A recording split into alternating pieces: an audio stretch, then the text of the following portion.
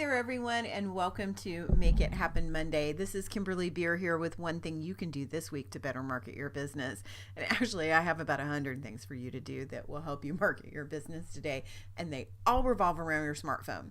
So this is a webinar that I give frequently. It's called How to Use Your Smartphone as a Marketing Power Tool and to Make Money.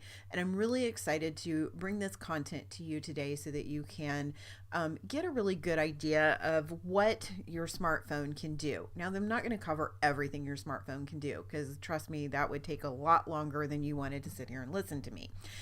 Most of this particular Make It Happen Monday, you could probably listen to in your car because I'm going to do a lot of talking, and most of the information is going to be stuff that you can process without looking at the screen. So if you want to take off, unleash yourself from your desk, and I don't know, go for a walk and take me with you. That would be awesome. Or go for a drive. That would be awesome as well. Just turn your YouTube on, put your headphones on, and let's go. So let's get started in learning how to use your smartphone as a marketing power tool. Now, you guys all know me. My name is Kimberly Beer.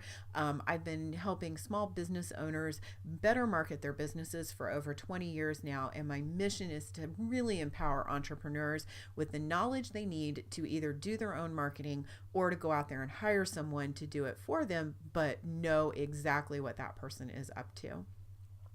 All right, the very first thing that I'm going to talk about in using your smartphone as a marketing power tool is apps. So we all know that the App Store is our best friend, whether you're on Android or whether you're on iOS, but there are some apps that are specifically available for you to be able to utilize for marketing.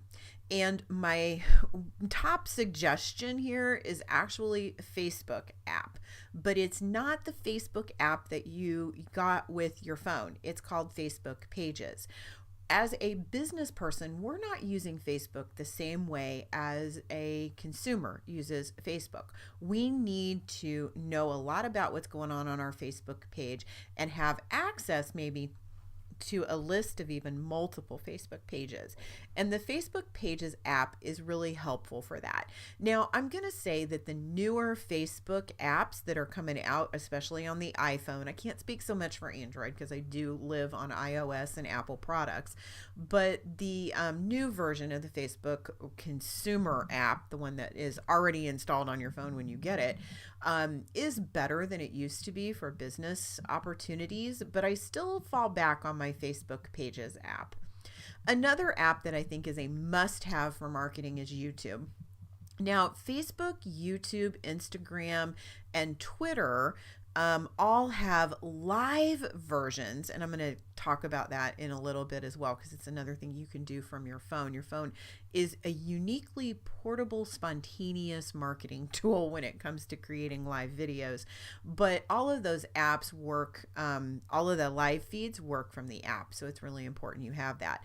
But beyond that, YouTube is important for a multitude of other things. It is an educational resource, and obviously you're watching this on YouTube, right? I mean, YouTube is a place that you can go to learn just about anything that you want to learn. Now, sometimes you have to do a lot of kissing of frogs before you find the right teacher, but YouTube is an amazing resource and it's an amazing app, and I think it is a must-have app for anyone on their phone. Instagram, if this is a platform that you want to use, and I'm going to tell you for 2019, the two hot apps for everybody, or the two hot social media marketing places, are YouTube and Instagram. So I recommend having Instagram. Even if you don't use Instagram as Instagram, it can help you create better photos for your other social media marketing and spontaneous marketing, as well as, I don't know, product photos and all kinds of really cool stuff. Pinterest, LinkedIn, Twitter, all of those are kind of no-brainer social media apps. Pinterest, I have some more interesting uses for than just, marketing out to it.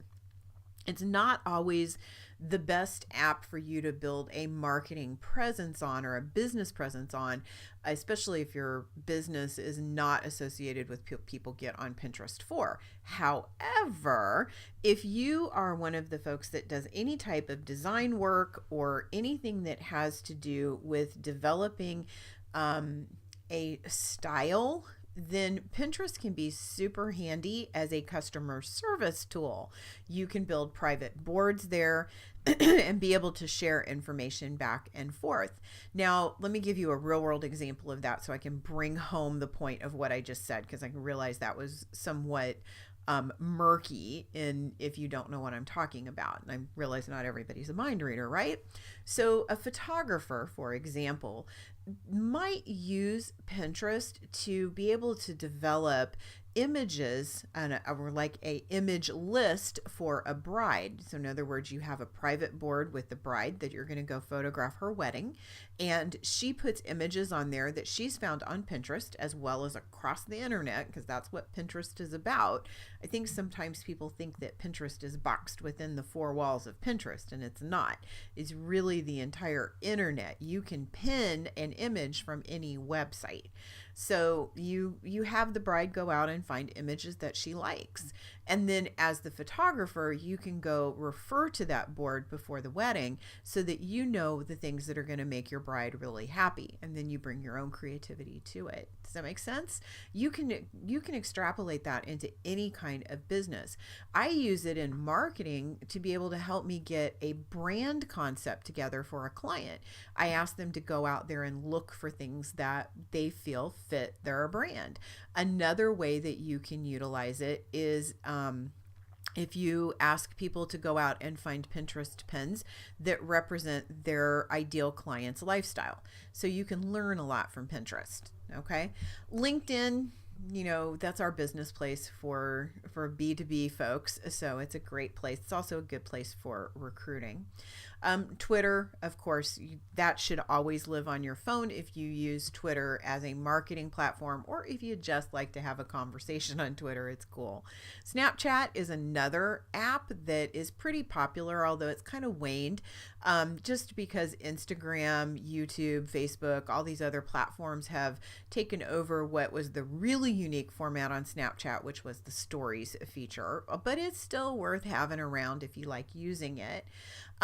Another great tool and app for your phone that you may not even think about getting is PowerPoint. So, if you have an iOS device and a Mac, you might want to get Keynote, but PowerPoint is an awesome way for you to make spontaneous business presentations. So have somebody or do it yourself make up a PowerPoint of what you do. And then when you're at lunch or when you're out at a networking event and you find someone who's really interested, instead of saying, should go to my website and look at that, or maybe we can arrange a phone call and I'll show you about my product or service, have it on your phone as a PowerPoint. Now, don't go ahead of me and go, oh, wow, wouldn't it be cool if I could have a video on there? Yes, it's cool to have a video on your phone for quiet times, but a lot of times we want to do this at a networking event. It's just too loud to hear audio, or it would be disruptive in a quieter environment. But a PowerPoint doesn't have a sound, and it lets you be able to skip around in it and show people exactly what you want to talk about. So having a PowerPoint on your phone and readily available anytime you want to make a business presentation, wow, that just gives you so much more oomph and gives you the opportunity to be spontaneous, which is awesome. And then also having the ability to send emails in your email applications like Constant Contact is also really handy. That mobile app is amazing. And I just want to give you a heads up, the one that's not on this list because it is brand new is another product that involves a CRM and email marketing that I'm working with called Keep. It's Keap. So if you have that particular software product or application, that is another really good tool to have. At any time you can bring your CRM or your email marketing into your mobile environment, it gives you the opportunity to react even when you're not in your office. And let's face it, a lot of us as entrepreneurs, we try not to stay in our offices as much as we used to. So these are some great must-have apps for marketing. They're kind of my must-have list. Now, everybody needs to be able to get images and video out onto the internet, right? And we need to be able to record it, and our phones have everything that we need to be able to record video. But sometimes we want to be able to put things together that maybe have words and maybe a still image, or we want to be able to do just a slight bit of editing before we put it out there to the world of what we recorded on our phone. Adobe Spark Post and Ripple do a very similar thing. They make posts that have words and images, little tiny encapsulated videos, so they move. And anything that moves in the newsfeed tends to draw people's eyes. It's just a natural human tendency to want to look at something that's moving. So they're a great opportunity for you to have that movement in the newsfeed. For more full-on video where you want to do just a little bit of editing to it, YouTube Studio allows you to do that. And another great video tool to have is Vimeo, especially if you have maybe one of the upper levels of membership. YouTube happens to be free. Vimeo is a cost-based product. Another app that is not on here that I use a lot, but it is a fee-based app, is Animoto, Animoto. And it allows you to make more complex video posts out of still images, small video clips, and words. They do have a mobile app. It is not as extensive as their desktop app, but it's worth taking a little bit of a look into if you use that product. For service, and I'm talking about customer service and servicing customers here, there's some really good apps that you can grab. Email is an obvious one. Messenger is through Facebook. That's what I'm talking about there, is Facebook Messenger. More and more people are communicating on Facebook Messenger and not on email. So it's important that you be able to get access to your Facebook Messenger. And Messenger is a separate app that you can install outside of Facebook and Facebook pages. So it's a good idea to have it. It's also how quickly you answer your Messenger messages is ranked on your Facebook page. So you want to be sure to keep up with good customer service there and be able to get back to people in a timely manner. You can set up notifications for your Messenger if you're not a person that tends to get into your Facebook Messenger and check it, so that it does show up in your notifications area and tell you that you do have a message there and you need to respond to it. So another apps as far as service is concerned is collecting money. As entrepreneurs, we all want to be able to get money collected, and a lot of times we let the moment pass and then the money becomes harder to collect. So you go to make a sale and then you have to go back and you have to invoice somebody. So your phone can become an amazing tool for you to be able to collect money. If you have PayPal, you can get something called PayPal Here, which is a service that actually provides you a swiper that will attach to your phone, and you can use it to swipe cards. Now, you also get an app with that will let you key in the credit card number. Now, I'll be honest and raise my hand up here. I ordered the PayPal Here little swiper thing. I don't know what I did with it. It left. I don't know where. I've lost it somewhere in between, and I haven't ordered another one. But I'm still able to take money on the fly when I do a consulting call somewhere or a consulting visit. I can still take that money right then and there because I can key in the person's credit card. They even have an opportunity to leave me a tip if I want to give them an option for that. Usually don't do that. But as a photographer, that would be something that would be not only allowable, but definitely encouraged to be able to leave a tip. So PayPal is a really cool app to have, even if you don't have the swiper.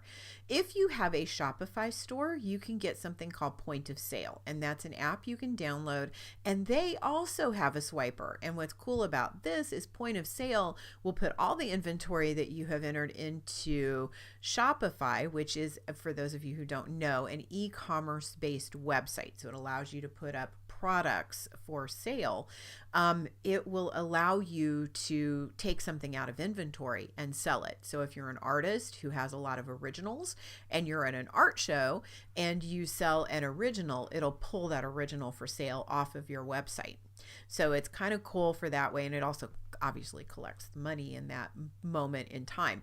In addition to that, it will also let you show somebody, I have this product available for sale. Other apps in this area are Square. That's another swiper app that lets you take credit cards directly on your phone. And then there's another service called Stripe that also works in this area as well. But PayPal is generally what I recommend for people. Typically, their fees are the lowest or equivalent to other applications that are the same, other merchant type accounts. And typically after you've had your PayPal account, business account, I will qualify that, your PayPal business account for a while, the money transfer is instantaneous, and that's really kind of cool. Some of the other ones hold your money for either a 24 up to 72 hours. So just be aware of that. Must have apps for productivity. So these are apps that'll help you be more productive in either communicating with your followers or being able to just keep track of what's going on in your business, which does relate back to your marketing. Slack is a app that you can create channels on, and then you can talk to your team or to your client base. Now, I see a lot of tech companies use Slack. So you can get a Slack channel for your tech company, and then Slack will automatically send out a message. You put the information in, and it sends it out to your followers on that particular Slack channel. So tech companies use it like if they're going to have an outage, or they have a feature update, or they have some interesting sales stuff going on for their affiliates. So if you have a business that is affiliate related or tech related, or where you want to communicate to a large group of people in a very instantaneous way, Slack is a great way for you to be able to do that. It's also a great way to generate ideas because it is two-way. People can have comments back. We used Slack here for a lot of team projects. And then also back in the day back when I was trading dollars for hours, we used it to communicate the number of hours that we spent on a project. So we would Slack in time for any specific project for a specific client. I have since changed my business model and very happily done so that we no longer have that suck to keep track of every minute that we work around here. But Slack was a very handy tool for that. So if you're still in that business model, that it's a really super easy way for you to your team to communicate back to you how long they're spending on specific things as the supervisor, and then also for you to communicate back any problems or changes in a project that you're pushing out there. All right. Off of Slack and onto OneNote. Now, this is, of all of the apps that I've mentioned so far, this is the one that I think you would have to pry from my cold dead hands. OneNote lives on my iPad. So it is on my phone, but I only use it to view things on my phone because I can write with my Apple Pencil on my iPad Pro, and this thing is a notebook powerhouse. So I have a confession. I spend a lot of time writing things in notebooks, or used to before OneNote came along. And I would have endless amounts of spiral notebooks in my office, and they had a hodgepodge of stuff in them. Like I would take notes from a client meeting on one page, then I'd flip it over, write a poem on the next one. Then I'd have maybe a business meeting where we did a partnership thing and I'd write down a whole bunch of ideas for that. And then on the next page, I would write down concepts for setups for our next photography retreat. So these notebooks were filled with amazing things, but they were so hard to navigate because they ended up being the place that I, dumped out ideas, but they had no rhyme or reason because it was just mostly chronological. Wherever that thought came up is where it landed in the notebook. OneNote has literally changed my life because it allows me to create these notebooks inside my iPad, and they can have topics. So I have one for each of my clients that we work with on a contract basis. I have one for everybody's projects that I'm currently working on. I have another for ideas, another for speaking engagements, and they are all in my iPad. So I can just touch, and I'm into a note where I can start handwriting.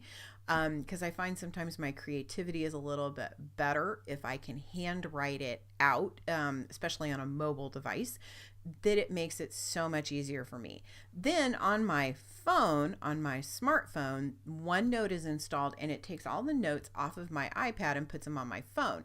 So then I can review them on the fly, even when I don't have my iPad with me.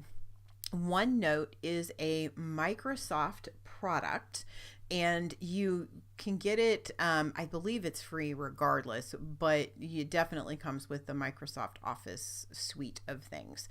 So you can find it I have the iOS version, but I'm positive they make an Android version. And if you are one of those people who likes to kind of brain dump ideas into something, it helps you organize that tremendously. So OneNote would be great.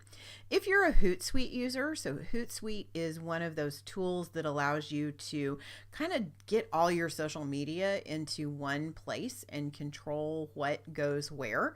For those of you who use multiple social channels on a regular basis, like more than 3 or 4 of them, Hootsuite can be a tremendous time saver. And they do have a fantastic app that supports your ability to communicate spontaneously, as well as check up on what's going on your social media. Must have apps for inspiration. So this is one of my favorite topics for marketing. Podcasts. So I get to go on a lot of trips and I travel across the country. I spend hour after hour in the car and I listen to podcasts. And so by the time I get back home from a trip to Colorado or a trip out east to Virginia or somewhere like that, I am what I call hopped up on podcasts. So I listen to marketing podcasts. That's what I geek out on. So I listen to them continually as I'm driving. And I also have a pretty big commute. If I leave the ranch, I'm an hour from everything. So I listen to a lot of podcasts. I also listen to podcasts here at my desk. So I spend a lot of time gathering information from them and inspiration for what I want to talk about next to you guys. So as well as learning things for my own business. So inspiration-wise, podcasts are amazing. And if you're not a podcast addict yet, I encourage you to try it. Now, if you're new to podcasts, it may take a little bit for you to find a good one. There are some red herrings out there, so make sure you dig around and keep listening for a while before you give up on the podcasts. I really do encourage you to be part of the podcast apps. By the way, there's several of them on both of the platforms. Pinterest, we've already talked about to an extent, but it's a great place for you to get inspiration for your next great marketing idea, as well as to make boards that revolve around your target market. So if you're trying to understand a specific group in your marketing plan, somebody that you're wanting to target, Pinterest is a great way for you to go and follow people within that market, see what they're pinning, see what they're interested in. Fantastic. Kindle is the way for you to read books on your smartphone. And chances are you probably have already downloaded Kindle, but here's what you may not know. Kindle has something called a lending library. And I can't remember if it comes as part of my Prime membership or if I pay for it separately. I'm kind of vague on that. I did try to look that up before I started this webinar and couldn't quite grasp where to find it in Amazon's endless amounts of account information, but I do know that I am subscribed to something called the Kindle Lending Library, and not every title is available, but I'm going to tell you a lot of business and marketing books are available in the Lending Library. It gives you an opportunity to check out up to 10 titles at a time and have them available on your smartphone or your iPad so that you can read them. I like to consume business books this way, especially the more pointed how-to business books, because it lets me skip around inside of them and I tend to read them really quickly. So I skim a lot of the information. If it is a book that is going to be a little bit more in depth for me, I will actually either buy the physical book or I will get the Audible version of it, which is another great app for inspiration. So Audible is also available through Amazon. They bought the company out a few years ago, and it's audiobooks. So we are subscribers here, and every month we download at least one title and listen to it. News is another great thing to get on your phone.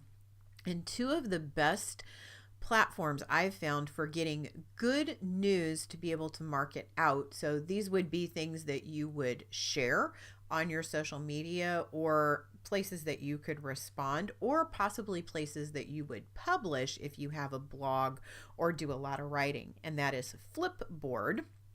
And I got to tell you, Flipboard is fun.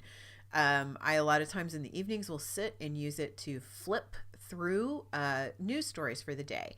Flipboard will learn about your preferences by what you read and what you open within the app, so it will start feeding you more of what you want to see. You need to mindfully teach it that. So if you want to be able to use Flipboard specifically for sharing information within your industry, you want to be sure that you open and look at a lot of the stories that involve your industry. Flipboard is a really cool tool. So it is just an app downloaded on your device. Medium is a publishing platform that if you write a blog or you're doing any kind of publishing is someplace that you should be looking for or looking at as a place to publish. And if you're looking for inspiration or things to share or to get a better finger on the pulse of what is going on with in your industry or within your client's industry, Medium is a great way for you to find those things out, or client lives. There's a lot of lifestyle stuff on Medium and Flipboard both. All right. So we've come past the apps, and now we're going to talk about actually using your phone to create a live video. So spontaneity is fantastic, and it's a great way for you to be authentic and transparent, which studies have shown are two of the most important things that you can do on social media. As I mentioned before, Facebook, YouTube, and Twitter and Instagram, all four of those networks have a live video type of a field. Now, Twitter's is called Periscope, and they were the actual pioneers in this particular vein of things. YouTube and Instagram are kind of latecomers to the show, and Facebook was pretty early to pick it up.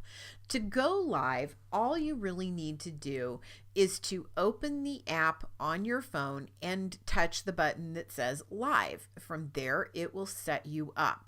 Now, there's some unique opportunities that come along with live video if you know how to take advantage of them. One is, don't worry about it being forever. You can delete a video. You don't need to leave that video. If you feel like it's not the appropriate thing, or you flubbed up too many times and you don't want people to see it in the future, then you can delete it and it'll be gone. You don't need to worry about that. But if you want to keep it long term, it'll stay and live on your newsfeed.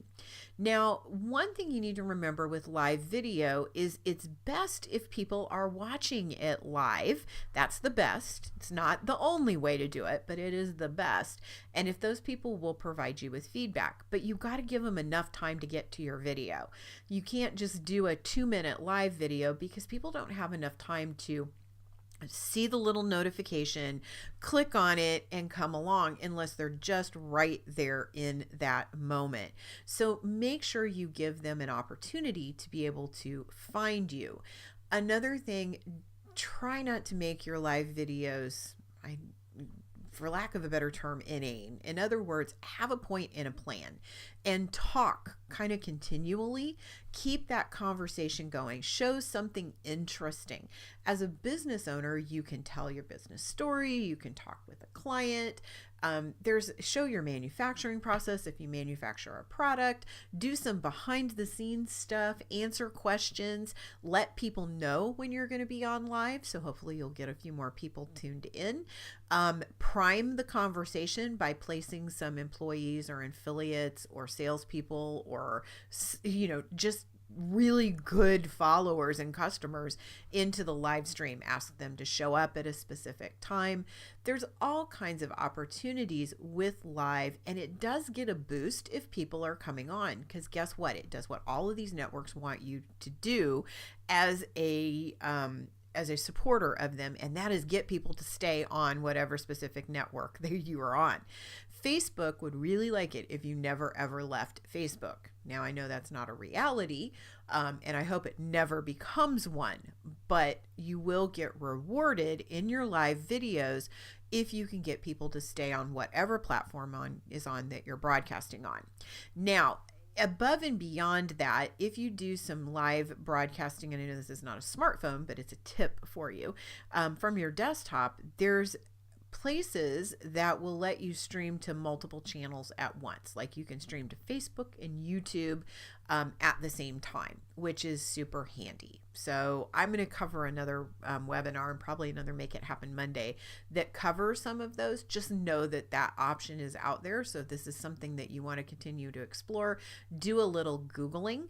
We're currently using a product called Stage 10 to be able to do that. That's STAGETEN, and I'm very pleased with it so far. All right, the other thing your phone is awesome at is taking good photos.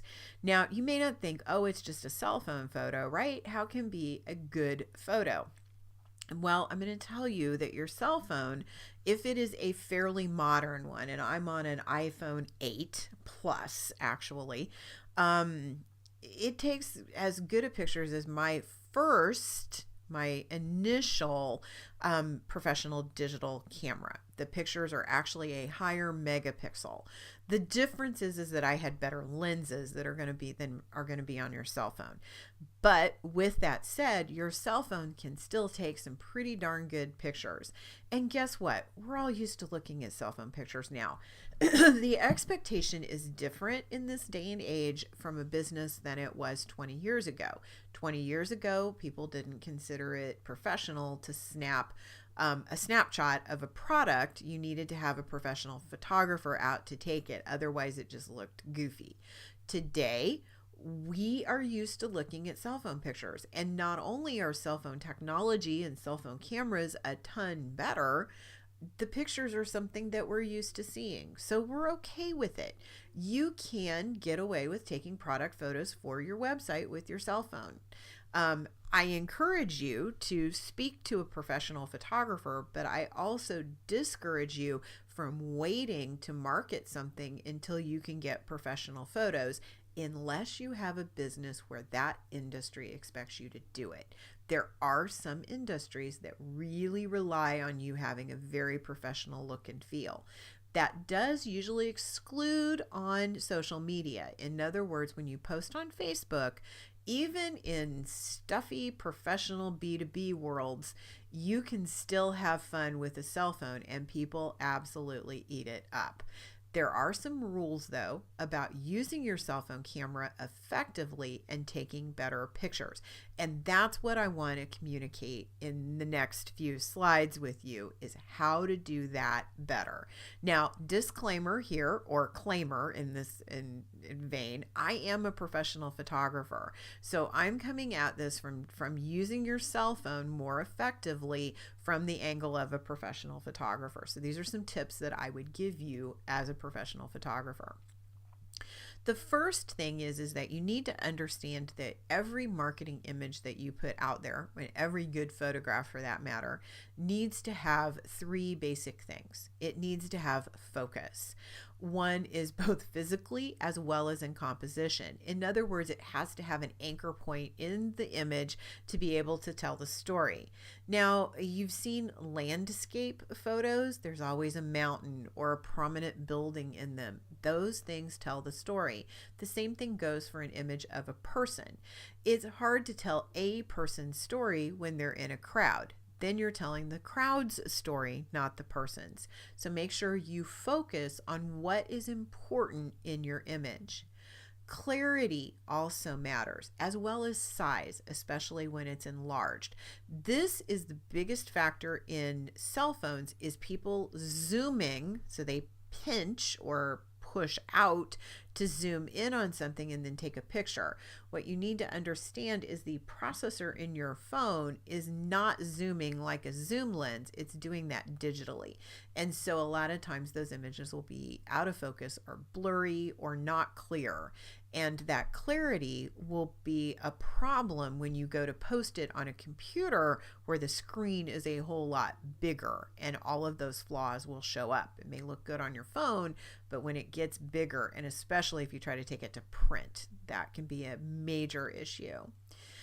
The last thing the image must have is some type of a story. It needs to speak to your audience. And if you're communicating with a specific group, it needs to speak to them where they are in the moment that they're viewing the image. So if you're trying to address a pain point in your specific target market, your images should reflect that pain point in a way that the person who's looking at it can grasp right onto it and go, I get that because I've been there. So story is really, really important. Understanding how to tell the story of inspiration or overcoming. Images tell plot lines just like text does. So you have to remember that when you're taking your image. You need it to reflect in a way that your audience can grasp onto. Either they recognize themselves in the image or they recognize where they want to be in the image. All right, let's get to know a little bit more about our smartphone camera. The first thing is that smartphone cameras are wide angle, and you have to remember that you're going to have to work within that parameter. What this means is that things will get distorted if you get too close. That means your face gets unattractive if the cell phone is like right up on it. Another victim of this is horses. Like if you get your phone right up to a horse, and I know I have a lot of people in the equine industry that follow me, the further back you get from the horse, the more pulled together or complete that horse is going to feel, and the less long-faced that they're going to get. That's I know the old joke back in the day, but it's true. You don't want to get too close to them. You also, the wide angle is important because otherwise you wouldn't be able to get yourself in the image to take a selfie. So it's we all take selfies these days. You can use a selfie stick to make yourself look better.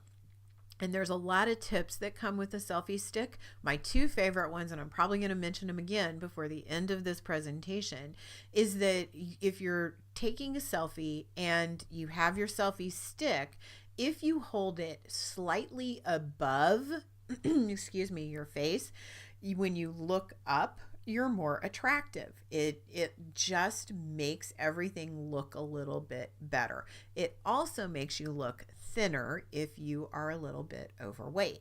So you need to be able to have an opportunity to get that camera far enough away from you that you can get it up in the air just a little bit, kind of above your eye level so that you're looking up into the camera. Now, another thing to remember is that your camera lens is not in your eyes. it is when you're looking in a selfie, you're always looking at yourself. Don't look into your eyes. Look into the camera lens where the little green light is, if that's what you want to do. Some people artistically choose to not look into their eyes or into the camera lens. They look off like they're talking to someone off camera. That happens as well. All right, but using a selfie stick is kind of a must-have. Smartphone cameras are also what are called fairly closed aperture, which means that they use an aperture that shows everything in the image in clarity. You can tap the focus or tap a spot in your camera or on your cell phone screen to adjust the lighting, the automatic lighting, and the focus into that particular area. So if you're wanting to take a picture of something and it's backlit, we're going to talk a little bit more about that as well. So that means the light is behind it. It appears really dark and it doesn't have a lot of detail in it because it's all in a shadow. If you touch the dark object, your phone will attempt, and sometimes it's a clumsy attempt, but it will attempt to balance that out, and it'll a lot of times blow out the background, which it was exposing correctly, and try to expose for the shadows. So you have to play around with that a little bit. Just touch your screen in the place where you want your focus or your viewer's focus to be in that image. Smartphone images can be improved with really simple applications such as Instagram or Photoshop Express. Please remember that all professionals edit their photos, and just because you are maybe an amateur photographer or you're taking photos with a cell phone does not mean that you should not do a little post-processing to them. Instagram is the baseline. You can put little filters on stuff. You can crop, you can rotate. There's all kinds of little ways that you can fix up your images in Instagram. And then Photoshop Express will take it up to the next level. Photoshop Express comes in two flavors. There is a free flavor that allows you to do quite a few things. And then there is a paid flavor that will allow you to do things like touch up blemishes, which is kind of cool. It has a little clone tool, which is a big tool that we all use in Photoshop, those of us that use Photoshop. Also remember, front-facing cameras are not as high quality as the back camera. So selfies and stuff tend to be a little bit less quality as if you would use the back camera. So if you're pointing at something to take a portrait or you're taking product imagery, the back camera can be better. Now on the newest iPhones, and I believe also on the newer Pixel and as well as some of the newer Android phones, they have a portrait version that will offer a wider aperture, so it's more open, so the background is blurry, and it also offers different virtual lighting effects. That's a whole nother topic too, is that we now have all of these AI filters, AR filters, augmented reality. They're not artificial intelligence, they're augmented reality that will move and change things around you in a scene. And I'm not going to dive into that in this presentation because that gets in a whole nother topic, but know that they are out there. So just for those of you who are going, augmented reality, what the heck is she talking about? I'm talking about when you get on Snapchat or Facebook and you do the little things where you have the dog ears and the dog nose, or there's words flying around you, or snow coming down behind you and you're just sitting in your office. That's augmented reality, and it's really cool and fun to play with. But your phone can get that particular application, some augmented reality applications. But back to the portrait, if you have one of those fancier phones, use the portrait application to do better in telling your story. Experiment, touch on all of the different formats that you have within your software that operates your camera. Two other big tips on this before I move on to the next slide, where we're going to talk about some tips to take better photos, like how to get better composition, because whether it's a cell phone or it's a professional DSLR, those tips will really help you. Don't zoom. Okay, just like I mentioned before, anytime you zoom, it's a digital zoom, so try not to push out. Avoid the flash whenever possible. It tends to really, the flashes on the smartphones aren't that great. So anytime you can avoid it, try to do so. Most of them are really, really good with the ISO. They have an auto setting for that. And so a lot of times, if you will just use that touch feature I was telling you about, touch on the screen on what you want to be in focus and well lit, the phone will adjust better a lot of times without the flash. There's still sometimes you may have to have it, but try not to use it if you can avoid it. And keep your lens clean.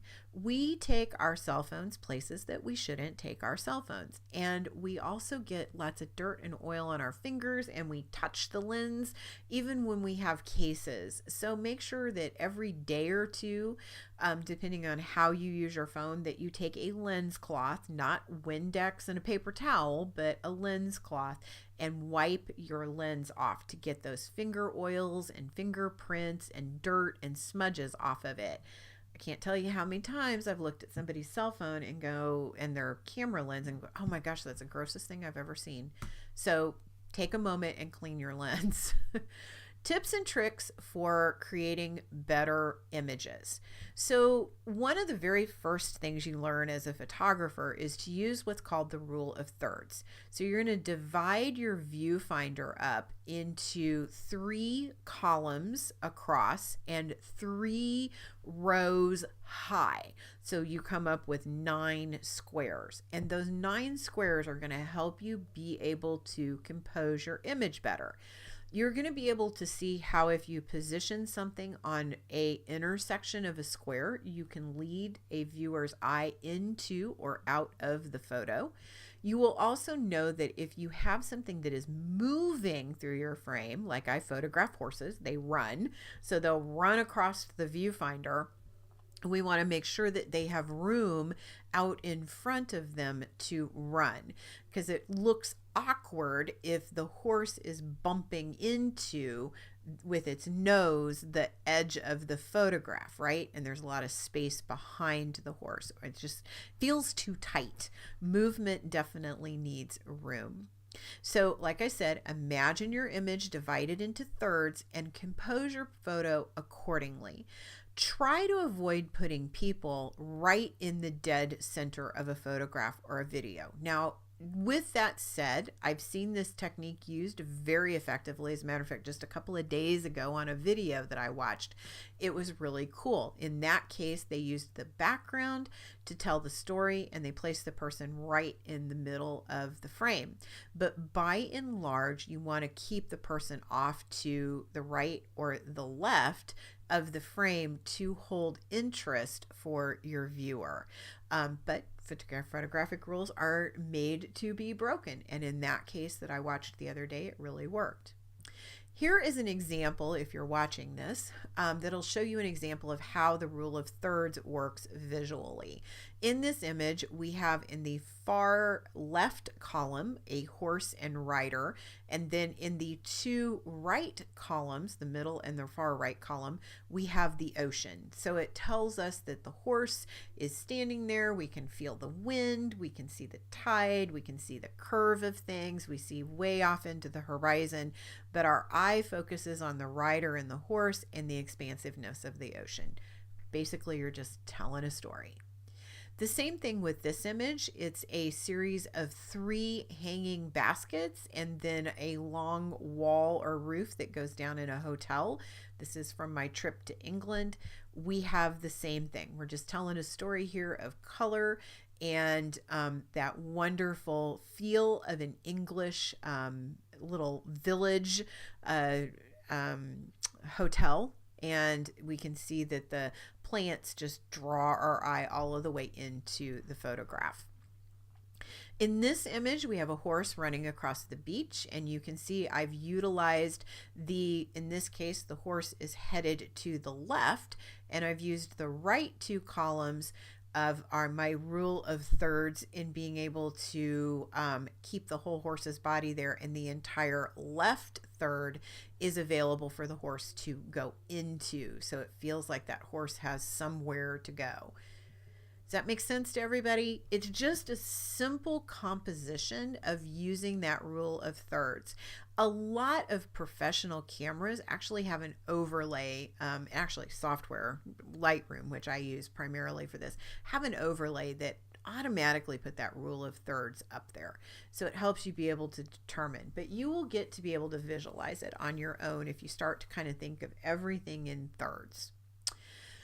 When it comes to lighting, which is another struggle, so photographers are often called seekers of the light, and I would also say we're seekers of the shadows as well, because shadows are your friend. And when you're utilizing natural light, it can be really handy to find a shadow. Direct light can be extremely harsh, especially on human faces. Our noses and our eyebrows tend to cause shadows on our faces that are sometimes unflattering. Chins and cheekbones can also do the same thing. So we might want to be able to move our subjects out of the very harsh direct light and put them in indirect light. So a light that's either coming in at an angle or even backlighting, which can be super beautiful. So put your subject in between you and the light source and then adjust accordingly. And that's the big tip here. You gotta move around to find the best light. If you're using backlighting, sometimes you have to block your light source because it's too bright. You can block it with an object like a tree or a building and get a really beautiful photo because the indirect light is hitting your subject. If you use direct backlight, it's mostly best if it's really, really low, kind of like well behind your subject, but watch out for flare. A lot of times that backlight will cause a flare which blows out part of your image unless you want to use that artistically. I see that happen a lot, and there's some really cool photos with sunbeams and sunspots, and I get some every once in a while. My clients actually really like them. It's very kind of mystical, magical, and I work with a lot of people who love their horses and find the magic in their horses, and to have those kind of light motes and beams floating around makes that an experience that really connects with the viewer. So you can use it artistically. Again, photographic rules are meant to be broken, but try exploring some of them in a very strict fashion and then go out and break them. Another thing I see a lot of people need help with is to really simplify the backgrounds in their photos. Try to move yourself or the subject to a less complicated backdrop. Now, that does not mean put them up against a white wall, because that often doesn't look good. But try to find something that has a little bit less complication than maybe a crowded street, unless you want to use that as part of your story. Or you can use one of those wider aperture portrait features to blur out the background, and then it becomes a hodgepodge of color that really helps tell the story of the photo. If you can't get a less complicated backdrop, try to make the backdrop part of the story. Use it as part of what you're telling. Another thing you can do to kind of draw attention directly to your subject in a complex background is to use a vignette. That's vignette, a vignette. And Instagram and Photoshop Express will both have this option, and basically what it is either darkening or lightening the edges around the image to draw your eye into a specific part of it. A lot of the mobile vignettes are going to be centered in the middle of your photo, and sometimes you can't change the focus point. So you may have to pull that image, if it's something that really needs a vignette, into a less mobile software. So you're able to change the point of focus to where it's not right in the center of the image. But vignettes will really help you be able to focus in on a specific part, or get your viewer to focus in on a specific part of your photo. Angle and perspective are another important consideration in taking your photo. Try looking at your subject from different angles. Does one tell a better story than another? Again, for most of us, people look better from above. Animals tend to look better from far away. Can you use the angle to simplify the image? So if you're taking a picture of a product, can you move the phone above or to the side or under to make the image, the product look better, or to simplify the story so your reader can connect quickly, or your viewer can connect more quickly? When it comes to landscapes, it's better to photograph them from a low perspective. That tends to make everything look bigger and more dramatic. Get creative, shoot through things, under things, around things. Use that trail, the eye trail. So how when someone looks into an image, remember we read from left to right. We look at all images that same way. Use a trail, a visual trail, to get people to follow it to find the subject of your image, or to lead them right to the subject. It happens very momentarily. I have up on this screen 3 images that use perspective in different ways. The first image is a picture that I took. All of these are in Oxford, by the way. The first one is of one of the schools in Oxford, and what I did was I used the perspective of the stripes on the lawn to draw your attention right to the door. So I really liked that. I shot this image really low. The next image is an image of the Bridge of Sighs, and it's shot from underneath looking up.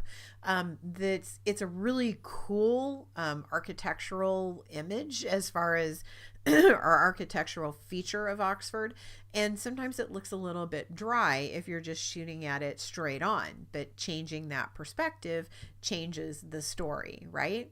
And then the final image is a set of carriage horses where I was in the carriage and I shot the image from the seat of the carriage through the arms and legs of the carriage drivers. So you can see the horses kind of through that little window that was created between the drivers and then out into the streets of Oxford. So those are 3 ways that simple ways that you can use perspective to change the story of an image.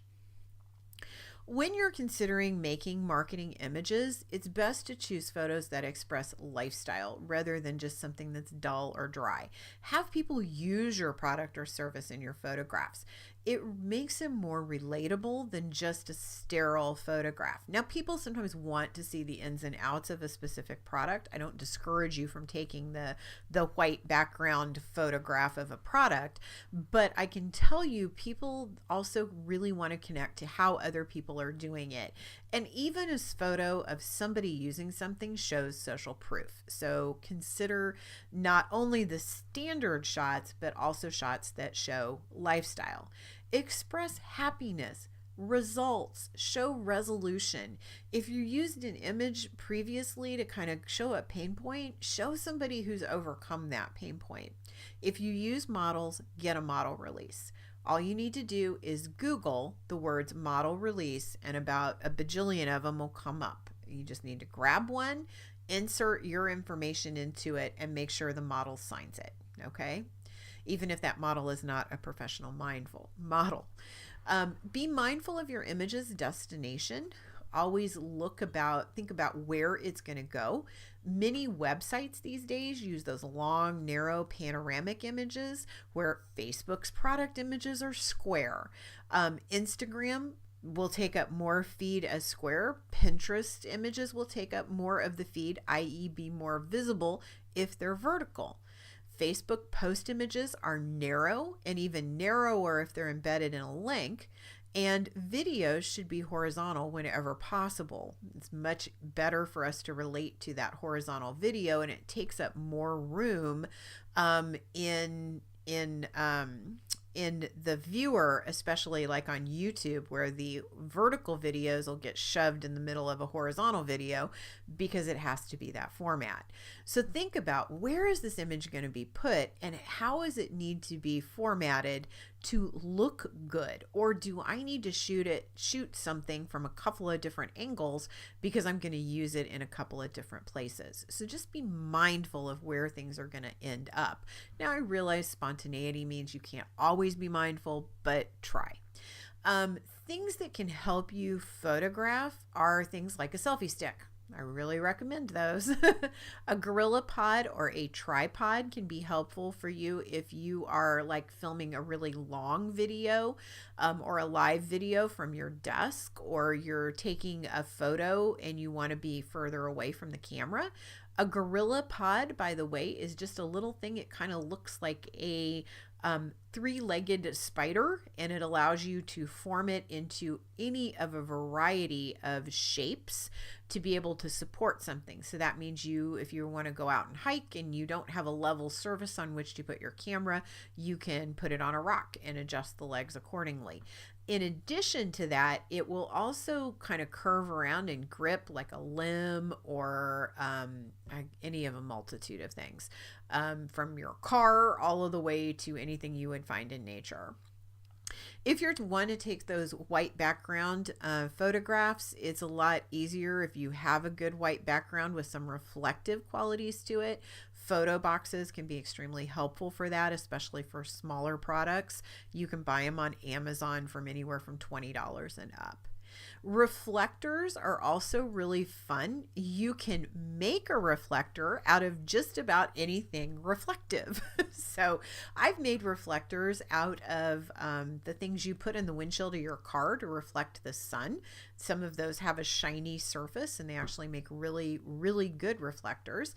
And then I have little pocket reflectors that I've bought at my camera store that I can shove in anything, including my computer bag, and pop out. They usually pop out in a circle, and you can use them to reflect the light. So what that means is you're going to put your subject between you and the light source. So the light source is behind the subject, and then you take the reflector and shine the light back on the subject. So it comes back at an angle, or maybe even sometimes directly, but it's very, very pleasing. It's a very pleasing way for images to get made. The biggest thing that can help you when you go to photograph something is to have patience. It takes time. It takes a little expertise. It takes trying different things. So give yourself some time to experiment, to explore, and to have fun. Now, like I said, even professionals edit their photos, and understanding how to edit your photo is really important. So I'm going to talk about Photoshop Express 101 for a moment. There's some things that you need to know about editing. So I'm going to give you a couple of terms. Crop is to change the way that your photo is portrayed. In other words, you might have a rectangular image and you crop it to square, or you crop down using the same proportions to get a more concise composition in your image.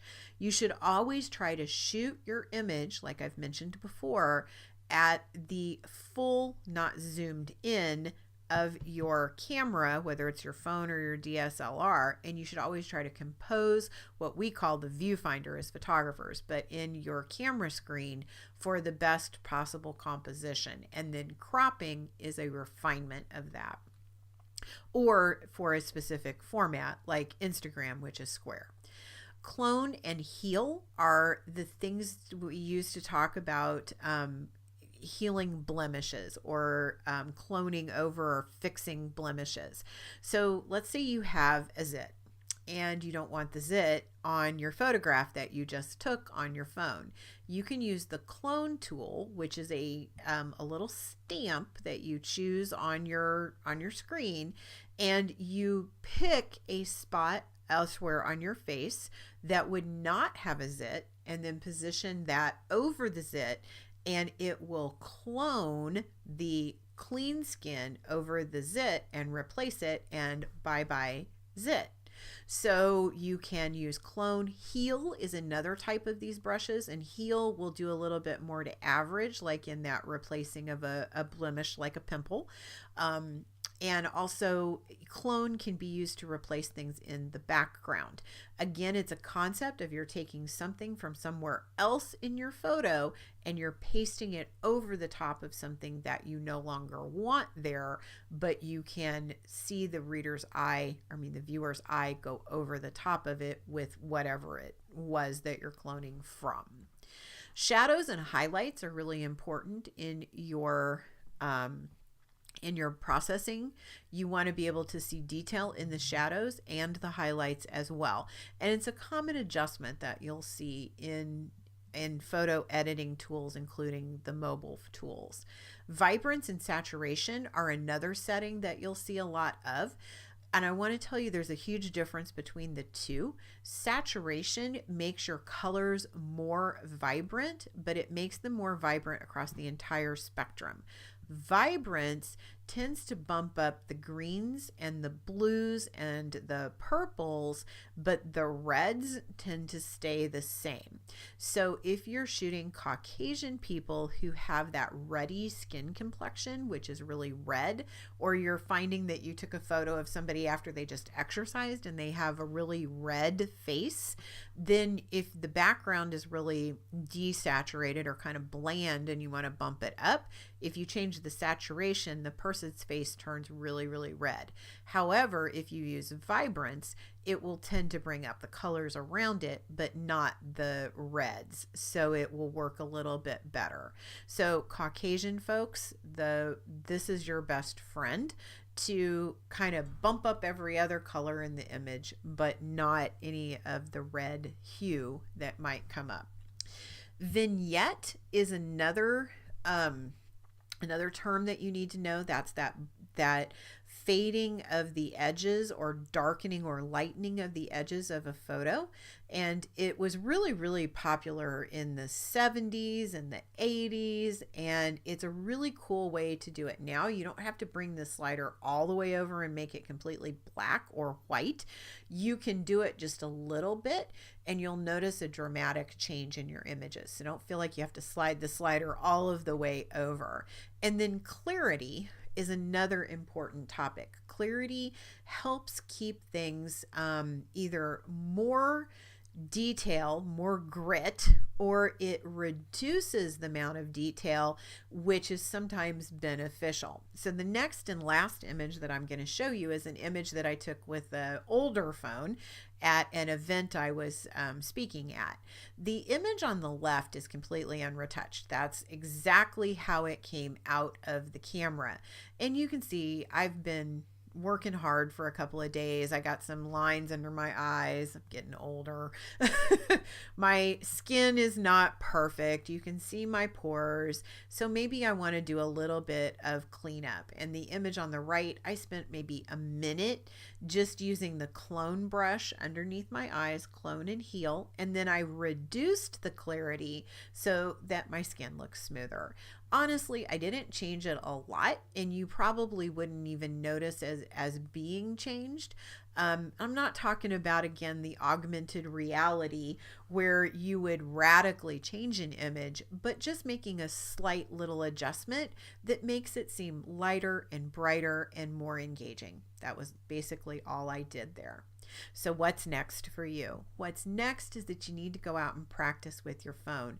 Get some marketing apps on there. Download them. Start using them. This object that you carry around with you every single day is a powerhouse to help you build your business, and utilize it as such. It's a communication tool. It's a spontaneous marketing tool. It's a way for you to record your life on video and photo and actually relate that back to your target market. It's a way for you to get the images and the video that you need to put on your website. It's a great way for you to connect and get inspired. So it is a marketing and business power tool. Get out there and use it as such. And you don't have to take everything I said today. Just pick one or two things and roll with it, and then add on as you go. And eventually you'll find yourself, it saves you time and it creates a better connection in your business, with your marketing, with your customers, with your productivity. Have a great, great week, and I will see you next Monday. Thank you guys for listening. Have a good one.